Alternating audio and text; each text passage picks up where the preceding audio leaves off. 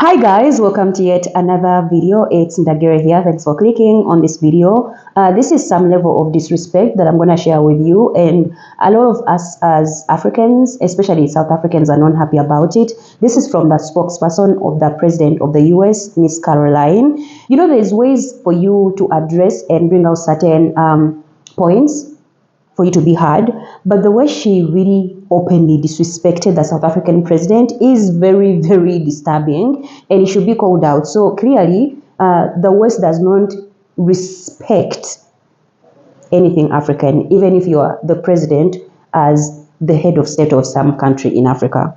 They don't care. Because tell me why Caroline is saying that the president of South Africa is running his mouth. We have received notice from the United States, a notice which we are still in discussions with them over, about a change of mind about participating in one shape, form, or other in the summit.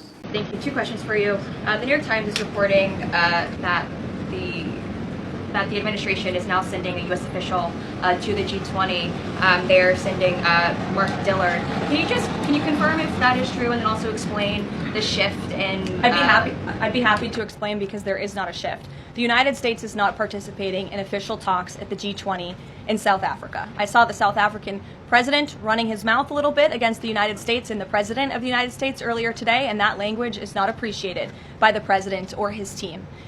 The ambassador, or the representative of the embassy in South Africa, is simply there to recognize that the United States will be the host of the G20. They are receiving that send-off at the end of the event. They are not there to participate in official talks, despite what the South African president is falsely claiming. Saying the president of South Africa was running his mouth is one of the most disrespectful things I've heard this year. I saw the South African president running his mouth a little bit against the United States and the president. Miss Karoline Levitt, you do not have the age, you do not have the international standing to be addressing a head of state like that. You are a spokesperson. You are a junior staff within the administration. President Cyril Ramaphosa is not your peer.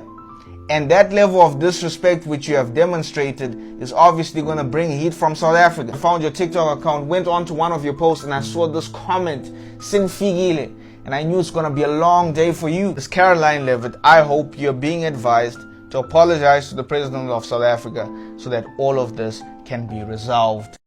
Who gave this woman this kind of authority, this kind of power for her to have that kind of disrespect and act like consequences will never come out, or she's like above consequences? Like, make it make sense. This is beyond disrespectful.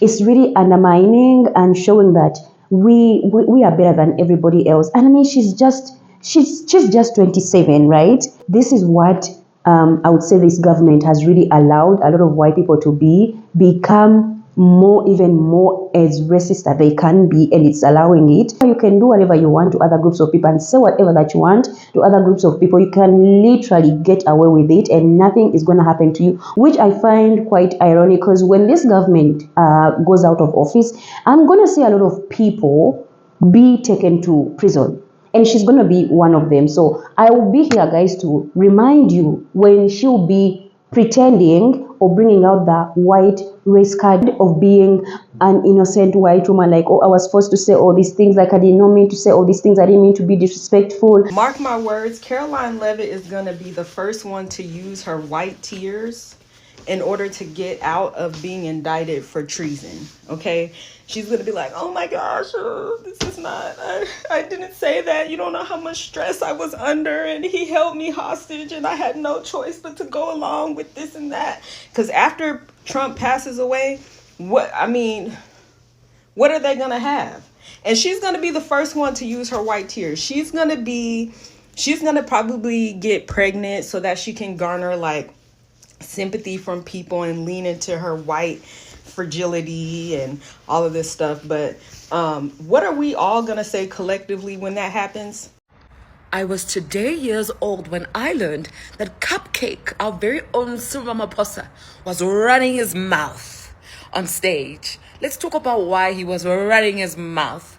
Hi guys, I'm Debbie Lyon, the voice of marketing and your friend in all things marketing, brand building, and sometimes pop culture. What a wow, my darling. Apparently, Cyril Ramaphosa was running his mouth about America. And they felt the need to say it out loud at a press briefing. But let me give you context so you understand why this is just so ridiculous and completely inappropriate. Now, the White House press secretary is a senior White House official whose primary responsibility is to act as spokesperson for the executive branch of the U.S. federal government, especially with regards to the president, senior aides, executives, as well as government policies. The press secretary interacts with the media and the White House press corps on a daily basis. Now, this position is a prominent non-cabinet role because this person is responsible for engaging with local and global media, and that information gets delivered to the rest of the world. Now, this lady, Karoline What's-Her-Face, I'm going to call her Karoline What's-Her-Face because she doesn't seem to care about protocol or communicating properly, which is so weird because that's literally her job, was cited, and there are actually videos as well that show her having a press briefing and referring to Cupcake, Cyril Ramaphosa, who we affectionately call Cupcake as South Africans. She referred to him as running his mouth when he was addressing the media about the US's participation in the coming G20 summit of 2025. Not because they'll be hosting it next year. So they're just here to take the handover. That's it. They're not participating in the G20. Karoline What's-Her-Face was born in 1997 and she was appointed into this role in January 2025. It really does go to show that just because somebody has an impressive resume or they get to occupy important designations, it doesn't mean that they're the right person for the job. Now, there's everything problematic with her having the audacity to say that our president was running her mouth, especially as a comm specialist. In this role, she has to be a communication specialist. She's supposed to know how to address the media, how to refer to leaders of different countries, and she knows the gravity of how she communicates everything. Now, when I watched this, I couldn't tell if it was just a display of pure stupidity, incompetence, or if she's trying to rage bait us, or if it's a combination of all of them, because it is, after all, the Trump administration. This rage baiting strategy that Trump and his people have is just getting tiring. I know we're responding right now, all of us, it's trending that we're not happy, but we shouldn't be happy. Obviously, we're going to respond to what she said. But it's also a very dangerous indicator of how America views the rest of the world and how they view Africa and its leaders. This was such a reckless statement for her to make. She knows, because they don't say this about other presidents in other countries. And there's a reason why she didn't feel anything saying it about South Africa. I think this is a beautiful opportunity for us as South Africans to really observe and consider our interactions with the United States and ask ourselves, why do we even have a relationship with them? What is the benefit of it if this is how they refer to us and this is how they perceive our value in conversations with them? And yes, as a country, we do have our own challenges with Cyril Ramaphosa, but you don't get to speak to him that way just because you feel like he's not deserving of the respect. Whether we like him or not, doesn't matter. You still have to follow the proper etiquette when you're addressing the president of another country. The G20 is such a necessary global political moment. And the fact that it's being held in Africa for the first time and South Africa is the country that's being chosen is a very big deal. The way this lady handled that press briefing is so clumsy, and she understands the global implication it would have. I don't know if maybe the administration just feels like they're not getting enough attention and they want to be seen more. I don't know, but this is a no. Karoline, what's your face? Buy soap. In South Africa, we say buy soap. Don't think we'll take this kind of behavior forever. Let me know what you guys think in the comment section. And it's like the same thing, still, President of Liberia that, met up with the president of the US, Trump, and Trump was amazed on how this president was able to speak English. Are you kidding me? Are you kidding me? So it's really interesting how I'm going to see, or we are going to see a lot of people be taken down, not like lose lives, but lose a lot of their properties, a lot of their reputation, be taken to prison because of this government. I can't wait to see Karoline be in that position because, I don't think any one of us will be here to have any kind of sympathy when she'll be, on screen crying, looking for sympathy when this government goes away from this position of power. All I'm gonna say is this: her day will come. Karoline Levitt said she saw the president of South Africa running his mouth while she's running her mouth loudly. The United States is not participating in official talks at the G20 in South Africa. I saw the South African president running his mouth a little bit against the United States and the president of the United States earlier today, and that language is not appreciated by the president or his team. Yeah, but what did we expect, right? Snarky, nasty, disrespectful Karoline. But honestly, I'm still stuck on how casually she said it. She's the press secretary telling the world that a world leader was running his mouth. This girl continues to throw professionalism out the window every single time. Mean girl energy dressed up at the press briefing podium. But we all know she was just performing, making her daddy proud because he would probably say the exact same thing. But her day will come. People remember how you treat others. They remember your arrogance. They remember you're disrespectful just because you think you can be. And history has a way of humbling people who talk like this. And if anyone was running their mouths today, you cannot really address a president, a head of state of a country, in that manner that they are running their mouth.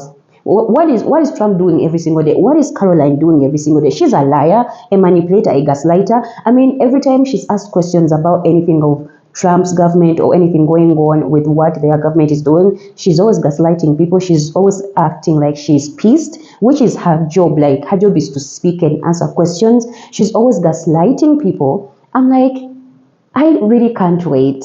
We really can't wait to see this woman be here pretending to be, innocent. That day will come. That day will come. How dare you? You're just a junior spokesperson. Like, you're just a junior person to the president of South Africa. Even if, let's say, the president did not say anything that was amazing to you, you have to say they were running their mouth when you're running your mouth yourself. Like, make it make sense. This level of disrespect is unbearable. And this is why I'm always like, African leaders really need to have some kind of pride in themselves, that if the spokesman is able to speak or utter out these kind of things towards a head of state of an African country, how do you expect yourself as the president going to the Western nations and be respected by anyone less than that position of Karoline? If the president does not respect you, is questioning your literature, literally, the spokesman is saying you're running your mouth, what of these other groups of people, let's say the MAGAs, how would they treat you when you go to the Western nations? Also, how would they treat us if we go to Western nations? This is beyond me, guys. I don't know, maybe I'm overreacting. Just let me know. Am I overreacting? Are we overreacting? Like, this disrespect, is this something that we should accept and just, ignore and let it slide? Make it make sense. Make it make sense. If the president of the US, Trump, does not want to involve himself with a, G20 meeting or summit, let it be. I don't know why people are still forcing themselves to be with the US. Like, they clearly don't have anything, because we are seeing them crumble every day. They can't survive on their own. So how about we also isolate ourselves from them and be like, you know what, you don't want to work with us, you don't want to be in proximity with us. Maybe we should work with other nations that are able to respect us and give us, respect, really. Respect.